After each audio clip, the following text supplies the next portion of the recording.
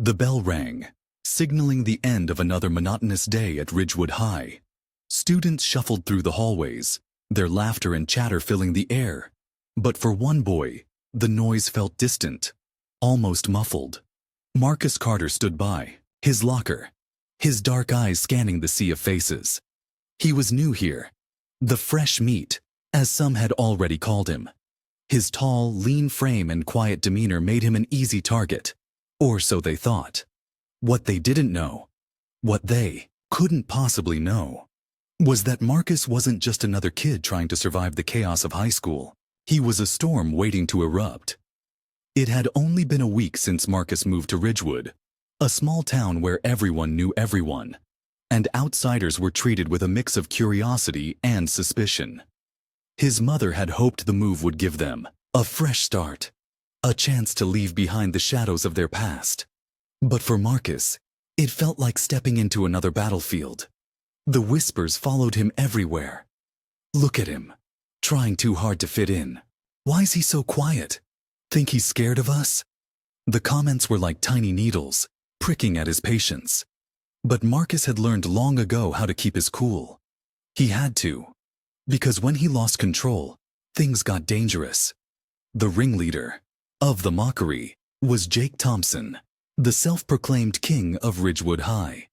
With his Letterman jacket, cocky grin, and a group of loyal followers, Jake was used to getting his way. He thrived on the power he held over others, and Marcus was his latest project. "Hey, new kid," Jake called out, his voice dripping with mockery as Marcus walked past the bleachers after school. "You gonna say hi, or are you too cool for us?" His friends snickered, their eyes locked on Marcus, waiting for a reaction. But Marcus just kept walking, his fists clenched at his sides. He knew what they wanted, a reason to escalate, to push him until he broke, and he couldn't give them that. Not yet. But Jake wasn't one to back down. The next day, he upped the ante. During gym class, he accidentally bumped into Marcus during a basketball game, sending him sprawling to the floor. The gym erupted, in laughter, and even the teacher turned a blind eye. Marcus picked himself up, his jaw tight, his eyes burning with something Jake couldn't quite place. "You good, man?" Jake asked, his tone mocking as he offered a hand Marcus didn't take. "Yeah," Marcus replied, his voice low and steady. "I'm good." But the look in his eyes said something else entirely. It was a warning, one Jake chose to ignore. By the end of the week, the tension was palpable. Jake and his crew had made it their mission to make Marcus's life miserable. They tripped him in the hallway, stole his lunch, and even scribbled insults on his locker. But through it all, Marcus remained silent, his calm exterior masking the storm brewing inside. It wasn't that he was scared. Far from it. He was biding his time, waiting for the right moment. Because Marcus had a secret, one that would change everything. Years ago, back in his old neighborhood, Marcus had learned to fight. Not the kind of fighting you see in movies, with flashy moves and dramatic finishes. No, Marcus had learned the brutal, unforgiving kind of fighting that was about survival. His older brother, a former MMA fighter, had taught him how to defend himself, how to channel his anger into something productive.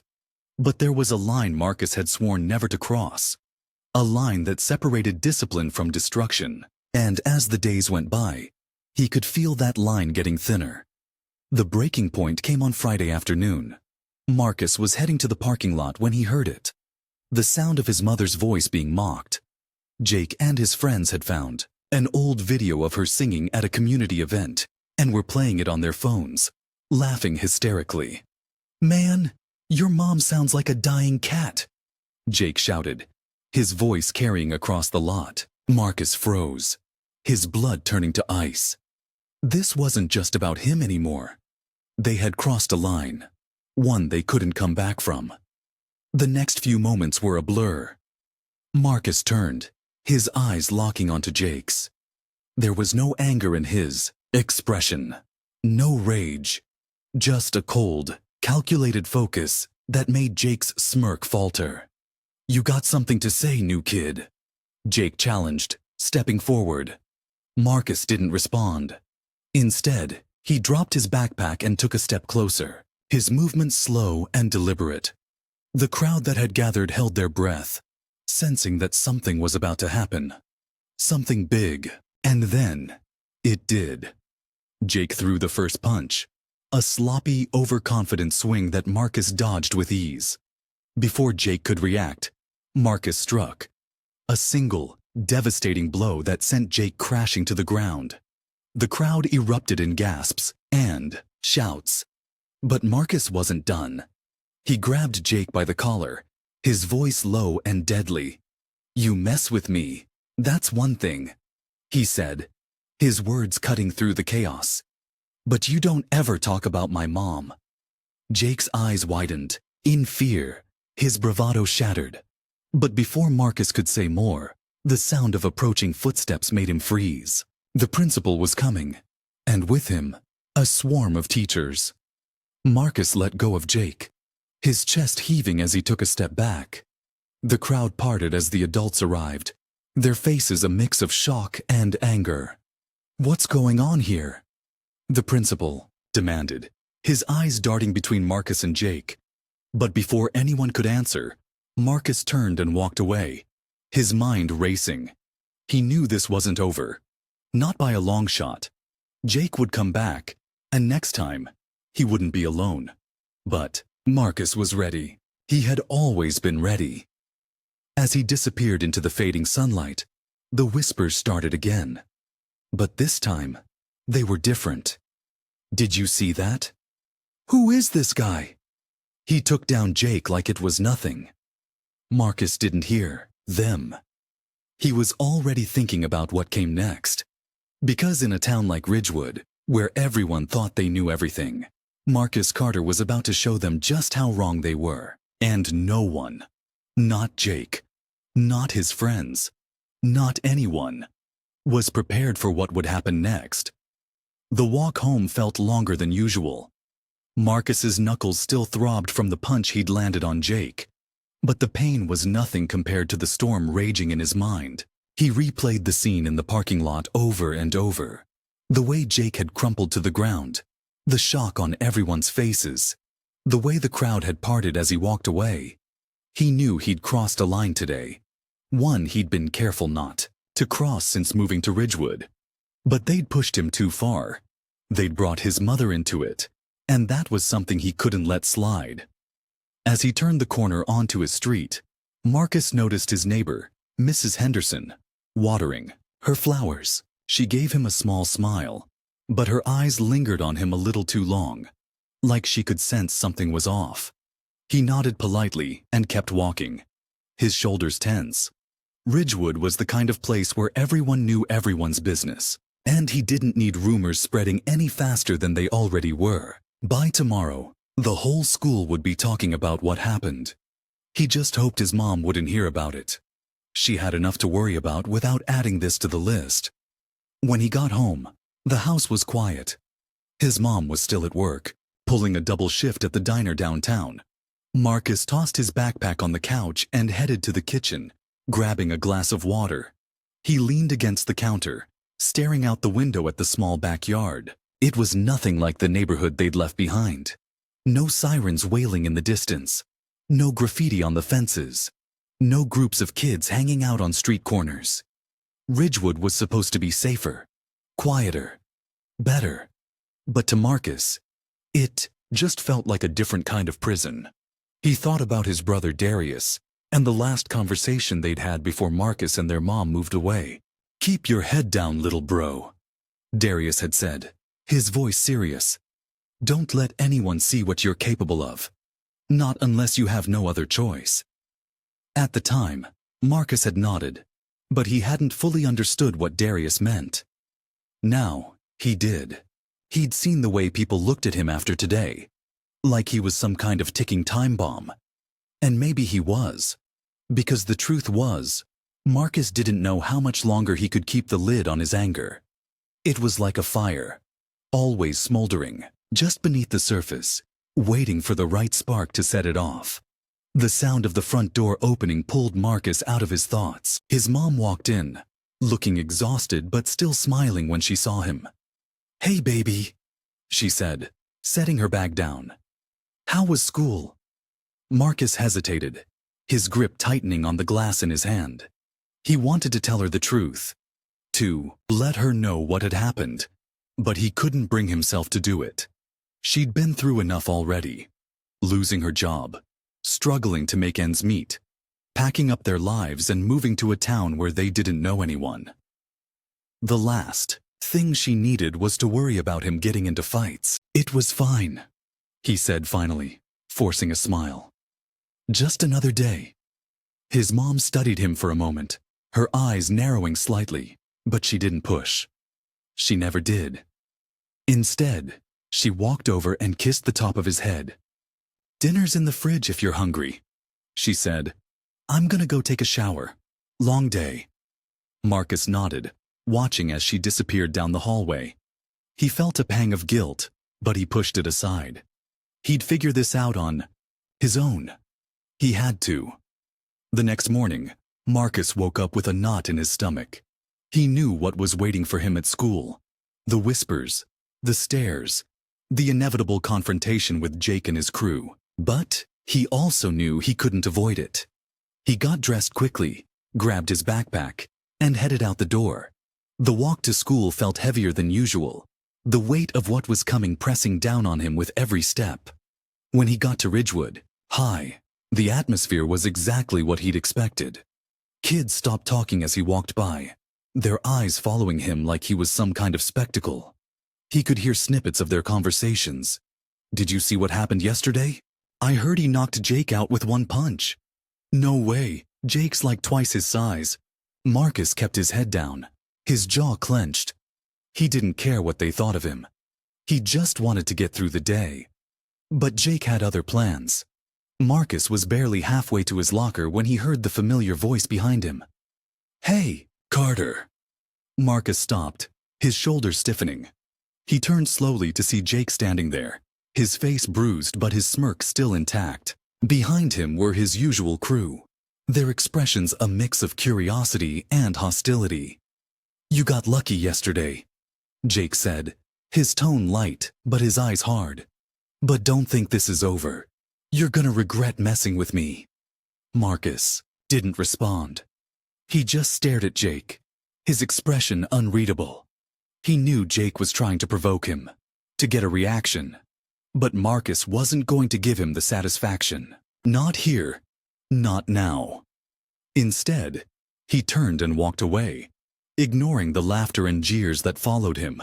But as he reached his locker, he couldn't shake the feeling that this was far from over. Jake wasn't the type to let things go.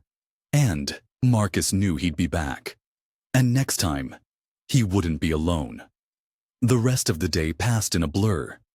Marcus kept to himself, avoiding eye contact and staying out of trouble. But he could feel the tension building, like a storm gathering on the horizon.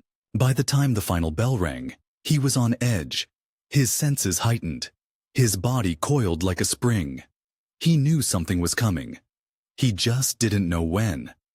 As he walked out of the school building, he spotted Jake and his friends loitering near the parking lot. They were talking in low voices, their eyes darting in his direction. Marcus's heart rate picked up, but he kept walking, his steps steady. He wasn't going to run. He wasn't going to hide. Whatever was coming, he'd face it head on. But as he turned the corner, he realized he wasn't alone. A group of older kids, seniors, by the looks of it, were waiting for him, their arms crossed, their expressions grim. Marcus recognized one of them as Jake's older brother, a guy named Tyler who had a reputation for being even more ruthless than Jake. Marcus's stomach dropped. This wasn't just about Jake anymore. This was about sending a message. Tyler stepped forward, his eyes locked on Marcus. "You messed with the wrong family, kid," he said, his voice cold. "Now you're gonna pay for it." Marcus didn't respond. He just stood there, his mind racing. He knew he was outnumbered, outmatched, but he also knew he couldn't back down. Not now. Not ever. As the group closed in around him, Marcus took a deep breath. His fists clenched at his sides. He didn't know how this was going to end, but he knew one thing for sure. He wasn't going down without a fight. And as the first punch was thrown, Marcus braced himself, ready for whatever came next. Because in Ridgewood, where everyone thought they knew everything, Marcus Carter was about to show them just how wrong they were. And no one, not Jake, not Tyler, not anyone, was prepared for what would happen next. The first punch came from Tyler, a wild swing that Marcus saw coming a mile away. He ducked just in time, his instincts kicking in as he sidestepped and countered with a sharp jab to Tyler's ribs. The older boy grunted, stumbling back, but the rest of the group didn't hesitate. They surged forward, a blur of fists and shouts, and Marcus knew he was in trouble. He blocked a punch, dodged another, but there were too many of them. A blow landed on his shoulder, then another grazed his cheek. He gritted his teeth, refusing to go down, but the odds were stacked against him.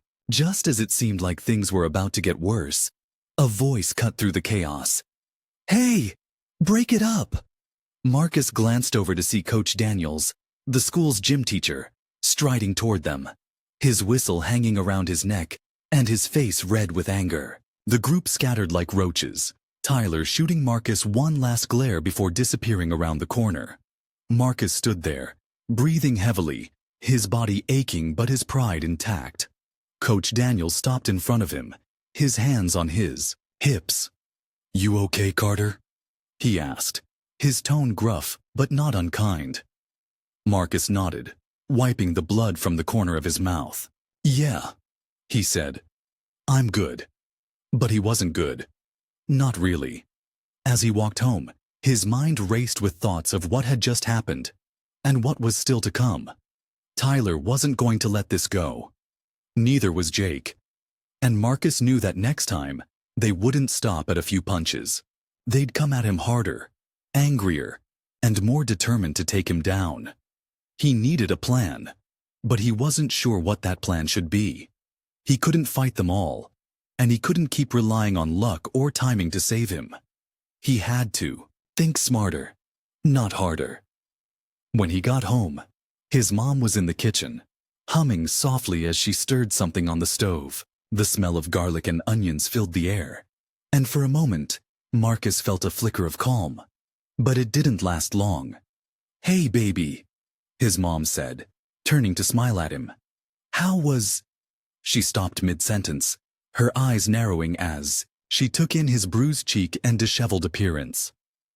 "Marcus," she said, her voice sharp. "What happened?" Marcus hesitated, his mind scrambling for an excuse. "It's nothing," he said finally. "Just got into a little scuffle at school. It's fine." His mom didn't look convinced, but she didn't push. Instead, she walked over and cupped his face in her hands, her touch gentle, but her eyes worried. "You know you can talk to me, right?" she said softly. "About anything." Marcus nodded, but he couldn't meet her gaze. He wanted to tell her the truth, to let her in, but he couldn't. Not yet, not until he figured things out. The next day at school, the tension was thicker than ever. Marcus could feel the eyes on him as he walked through the halls, the whispers following him like a shadow. But he kept his head high, his expression neutral. He wasn't going to let them see him sweat. Not again. When he got to his locker, he found a note taped to the door. It was crumpled and hastily written, but the message was clear. "Meet us behind the gym after school, unless you're scared." Marcus crumpled the note in his hand, his jaw tightening. He knew who it was from, and he knew what it meant. But Marcus wasn't the only one dealing with problems. Across town, Jake was sitting in his room, his face still bruised from the fight with Marcus. He'd been avoiding his brother Tyler ever since the confrontation in the parking lot. Tyler had always been the golden child in their family, the star athlete, the straight A student, the one everyone looked up to. Jake had spent his whole life trying to live up to that. But no matter what he did, it was never enough. And now, thanks to Marcus, he'd been humiliated in front of the entire school. He couldn't let that stand. Jake picked up his phone and scrolled through his contacts, stopping at a name he hadn't called in a long time. Ryan. Ryan was an old friend from middle school. Someone Jake hadn't seen in years but knew could get things done. He hesitated for a moment, then hit the call button. "Hey," he said when Ryan picked up. "I need a favor." Meanwhile, Marcus was trying to focus on his classes, but his mind kept drifting back to the note. He knew he couldn't ignore it, but he also knew he couldn't walk into a trap. He needed backup. But who could he trust? The only person who came to mind was Sarah, a girl from his math class who'd always been kind to him. She was smart, level-headed, and seemed to see through the nonsense that most of the other kids bought into. Maybe she could help. At lunch, Marcus found Sarah sitting alone at a table in the corner of the cafeteria. He hesitated for a moment, then walked over and sat down across from her. "Hey," he said, his voice low. "I need to talk to you." Sarah looked up, her eyebrows raised in surprise. "Okay," she said slowly. "What's up?" Marcus glanced around to make sure no one was listening, then leaned in closer. "I'm in trouble," he said, "and I need your help." Sarah listened quietly as Marcus explained the situation, her expression growing more serious with each word. When he finished, she leaned back in her chair, her arms crossed. "That's a lot," she said finally. "But why come to me? I'm not exactly the fighting type." Marcus shook his head.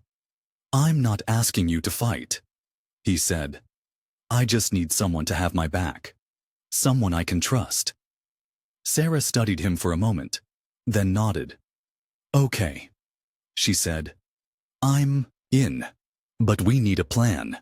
As the day wore on, Marcus couldn't shake the feeling that something big was coming. The note, Jake's silence, the way Tyler had looked at him in the parking lot. It all added up to something he couldn't quite put his finger on. But he knew one thing for sure. He couldn't do this alone.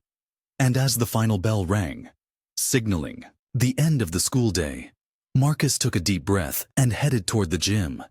Whatever was waiting for him behind that building, he'd face it head on. But he wouldn't be facing it alone. As he rounded the corner, he saw them, Jake, Tyler, and a group of guys he didn't recognize. They were standing in a loose circle, their expressions grim. But Marcus wasn't scared. Not anymore. Because standing beside him was Sarah, her eyes steady and her resolve unshakable.